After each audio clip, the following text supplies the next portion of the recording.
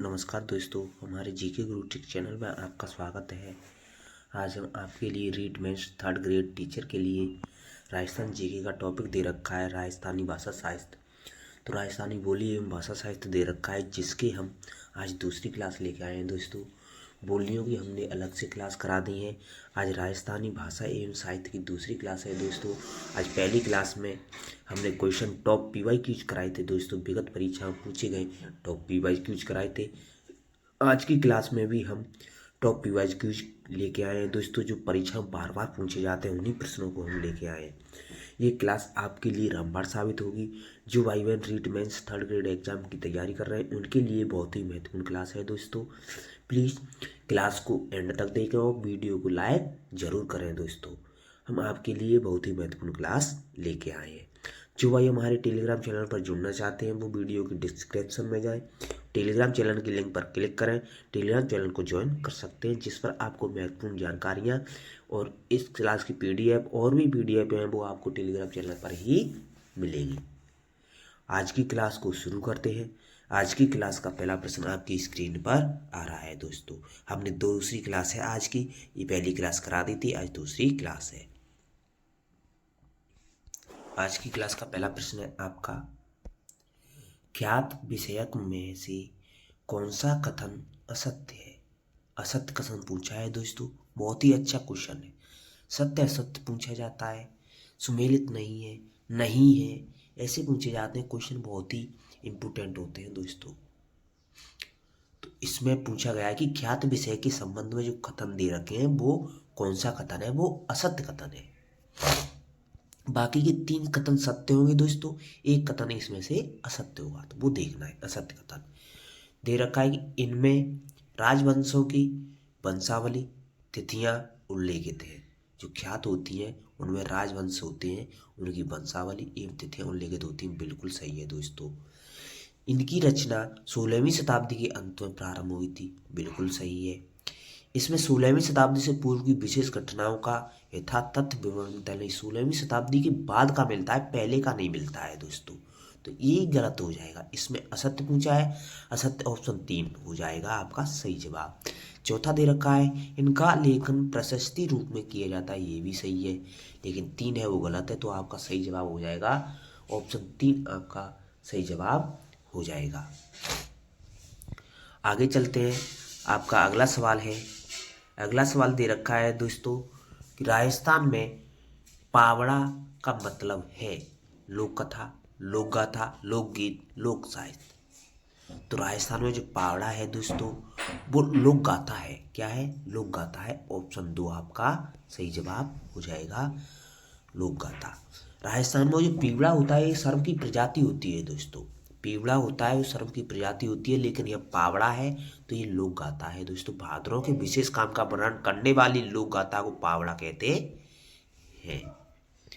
आगे चलते हैं। आपका अगला सवाल है, राजस्थानी साहित्य में पवरा या पावड़ा क्या है? अभी पूछा गया था। दोस्तों, बहुत ही अच्छा क्वेश्चन लेके आए हैं दोस्तों, जो क्लास रामबाण साबित होगी। जिन भाइयों ने अभी तक हमारी वीडियो को लाइक नहीं किया है उनसे प्लीज रिक्वेस्ट है वीडियो को लाइक जरूर करें। अगला क्वेश्चन दे रखा है आपका, राजस्थानी साहित्य में पवरा या पावड़ा क्या है? गद्य के लिए इस्तेमाल किए जाने वाला एक अलंकार, भाद्रों के विशेष कार्य का वर्णन करने वाली रचना, इसका प्रयोग साहित्य में श्रृंगार रस हेतु किया जाता है, व्युत्पत्ति संसर्ग संवर्ग के लिए प्रयुक्त शब्द है। तो इसमें आपका सही जवाब हो जाएगा, जो भाद्रों के विशेष कार्यों का वर्णन किया जाता है दोस्तों वो क्या होता है? पावड़ा होता है। ऑप्शन 2 आपका सही जवाब हो जाएगा। कहते हैं दोस्तों कि करत करत अभ्यास के जड़मत होत सुजान, रसरी आवत जात से सिल पर पड़त निशान। आपका अगला सवाल है, वह साहित्य जो अभिलेखों, सिक्कों तथा मोहरों पर उत्कीर्ण होता है उसे क्या कहा जाता है? दोस्तों, लोक, पुरालेखनी, क्षेत्रीय, परंपरागत। तो जो लेखनों, अभिलेखों, सिक्कों और मोहरों पर उत्कीर्ण किया जाता है दोस्तों उस साहित्य को कहा जाता है पुरालेखनी कहा जाता है। ऑप्शन 2 आपका सही जवाब हो जाएगा। ये सीईटी 10+2 की परीक्षा में पूछा गया था दोस्तों, फर्स्ट शिफ्ट में 2024 में पूछा गया था। सरकारी विभागों, प्राचीन घरानों आदि में पाई जाने वाली बहियां, दस्तावेज, फाइलें, पट्टे, परवाने, ये सभी लेख लिखे जाते हैं, उन्हें पुरालेख सामग्री कहते हैं। आपका अगला सवाल है, सुमेलित करना है दोस्तों, इनको सुमेलित करना है। राजस्थानी पद्य दे रखे हैं और काव्य रचना दे रखी है दोस्तों। तो राजस्थानी पद्य साहित्य का प्रकार दे रखा है, जिसमें दे रखा है नृत्य संगीत मूलक काव्य, चरित्र मूलक काव्य, मंगल मूलक काव्य, प्रेम मूलक काव्य। इनको मिलाना है दोस्तों काव्य रचना के साथ। हरिपिंगल, बीसलदेव, रासो, चरचरी, धवल, इनसे मिलाना है दोस्तों। तो नृत्य संगीत मूलक काव्य है दोस्तों, उसका सुमेलन हो जाएगा दोस्तों, वो हो जाएगा चरचरी से। ई का हो जाएगा क्या, 3 हो जाएगा। और चरित्र मूलक काव्य होता है दोस्तों, वो होता है हरिपिंगल। मंगल मूलक काव्य है वो है आपका धवल में है, और प्रेम मूलक काव्य है वो बीसलदेव रासो में है। तो आपका सही जवाब हो जाएगा, वो होगा आपका 3, 1, 4, 2। अब 3, 1, 4, 2 किस ऑप्शन में दे रखे हैं, वो ऑप्शन है आपका पहला ही, तो ऑप्शन 1 आपका सही जवाब हो जाएगा। जिन भाइयों ने अभी तक हमारी वीडियो को लाइक नहीं किया है, उनसे प्लीज रिक्वेस्ट है वीडियो को लाइक जरूर करें। व्याख्या भी देख सकते हैं क्वेश्चन की, हम संपूर्ण व्याख्या सहित महत्वपूर्ण क्वेश्चन लेके आए हैं। पद्य साहित्य में दोहा, सोरोठा, गीत, कुंडलियां, छंद, छप्पे, रास, रासो, चौपाई, संधि, चरचरी, ढाल, चौड़ालिया, 6 ढालिया, बेली, पावड़ा, फागु, मंगल, धवल, 12 मासा, विवाहलो, संवाद, मातृका, बामनी, कूलक, इहाली, हेलुका, संसाय, स्रोत, समत्र, ये सभी आते हैं दोस्तों, पद्य साहित्य में आते हैं।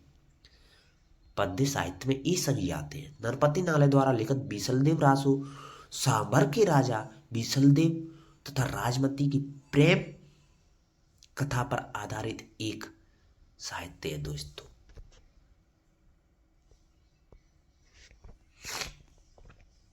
आपका अगला सवाल है, बेली कृष्ण रुक्मणी और चंद्रावरो जैतसिरो, इन 2 डिंगल में लिखी गई पुस्तकों को संपादित करने तथा बचनिका राठौर रतन महेश दासरोरी खड़िया जग्गारी कही को प्रथम बार प्रकाश में लाने का श्रेय किसे जाता है दोस्तों? तो इन्हें प्रथम प्रकाश में लाने का श्रेय जाता है एलपी टेस्सीसोरी को जाता है, एलपी टेस्सीसोरी को जाता है। तो ऑप्शन 3 आपका सही जवाब हो जाएगा, एलपी टेस्सीसोरी था ये।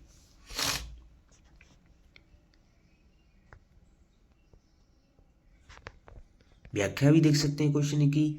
लुइजी पियो टेस्सीटरी, जिसे टेस्सीटोरी कहते हैं दोस्तों, राजस्थानी साहित्य के अन्वेषकों में डॉक्टर टेस्सीटोरी का नाम आदर से लिया जाता है। इटली में रहते हुए बिना किसी व्याकरण और कोश की सहायता के हस्तलिखित ग्रंथों पर डॉक्टर टेस्सीटोरी ने प्राचीन राजस्थानी भाषा का अध्ययन किया। चारण साहित्य पर शोध करने के लिए भारत सरकार ने इन्हें भारत बुलाया। भारत में आने पर वे अधिकांश राजस्थान में ही रहे और 6 वर्षों तक राजस्थानी साहित्य के शोध, संपादन और प्रकाशन के कार्य में संलग्न भी रहे थे दोस्तों।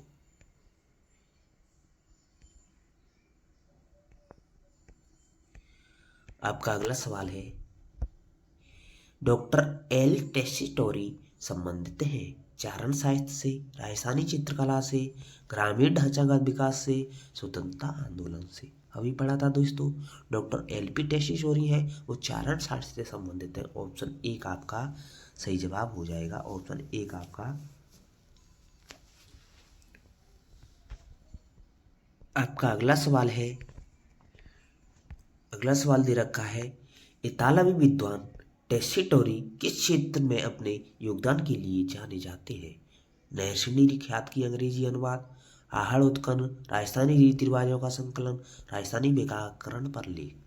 तो उन्हें जाना जाता है दोस्तों, उनका महत्वपूर्ण योगदान था वो था राजस्थानी व्याकरण पर लेख। ऑप्शन 4 आपका सही जवाब हो जाएगा, ऑप्शन 4 आपका सही जवाब हो जाएगा। अगला सवाल है, लेफ्टिनेंट कर्नल जेम्स द्वारा लिखित पुस्तक एनाल्स एंड एंटीक्विटीज और राजस्थान पुस्तक में टॉड ने इसका दूसरा नाम क्या दिया था? तो एनाल्स एंड एंटिक्विटीज पुस्तक का दूसरा नाम था दोस्तों the history of the central and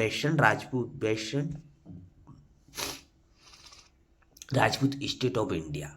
option A का आपका सही जवाब हो जाएगा the central and western Rajput state of India. Antiquities of Rajasthan का नाम था दोस्तों। ऑप्शन ए का आपका सही जवाब हो जाएगा। व्याख्या भी दे रखी है कि इंग्लैंड के निवासी थे कर्नल जेम्स टॉड, जो 1800 ईस्वी में कहाँ आए थे? भारत आए थे। 1817 में वे कुछ रियासतों पश्चिमी राजपूत स्टेट्स के पॉलिटिकल एजेंट बनकर उदयपुर आए थे। अपने सेवा काल में उन्होंने विभिन्न रियासतों में घूम घूम कर इतिहास में सहायक सामग्री एकत्र की तथा इंग्लैंड जाकर annals and antiquities of Rajasthan नामक ग्रंथ की रचना की, जिसका दूसरा नाम है travels and central and western Rajput state of India. Rajput state of India है। 1829 में इस ग्रंथ का प्रथम भाग राजपूताना की भौगोलिक स्थिति, राजपूतों की वंशावली, मेवाड़ का इतिहास लिपिबद्ध है। और 1832 में दूसरा भाग आया था जिसमें मारवाड़, बीकानेर, जैसलमेर, आमेर और हाड़ौती राज्यों का इतिहास प्रकाशित किया गया है दोस्तों। इसके दोनों खंड इंग्लैंड के राजा जॉर्ज चतुर्थ एवं विलियम चतुर्थ को समर्पित किए गए थे। लेफ्टिनेंट कर्नल जेम्स टॉड ने travels and central and western Rajput state of Rajasthan नामक दूसरी पुस्तक लिखी, जो उनकी मृत्यु के पश्चात 1839 में उनकी पत्नी जूलिया क्लटरक बक ने प्रकाशित की थी। Madam colonel William Hunter William को समर्पित की थी। तो एनाल्स के अलावा कर्नल जेम्स टॉड ने अपना यात्रा वृतांत ट्रेवल्स इन वेस्टर्न इंडिया पश्चिमी भारत की यात्रा अपने गुरु जैन यति ज्ञानचंद को समर्पित किया था। पूछा जाता है ज्ञानचंद को समर्पित किया था। इन्हें राजपूताने का प्रथम लेखक ही नहीं बल्कि राजस्थान इतिहास के प्रथम विशेषज्ञ एवं प्रथम विदेशी इतिहासकार जिसने सामंतवादी व्यवस्था के बारे में लिखा है, इस नाम से जाना जाता है। अतः कर्नल जेम्स टॉड राजस्थान का प्रथम इतिहासकार था जिसने पहली बार वैज्ञानिक दृष्टिकोण के समस्त राजस्थान का इतिहास लिखा। इसलिए इसे राजस्थान के इतिहास का पिता कहा जाता है, जनक कहा जाता है दोस्तों।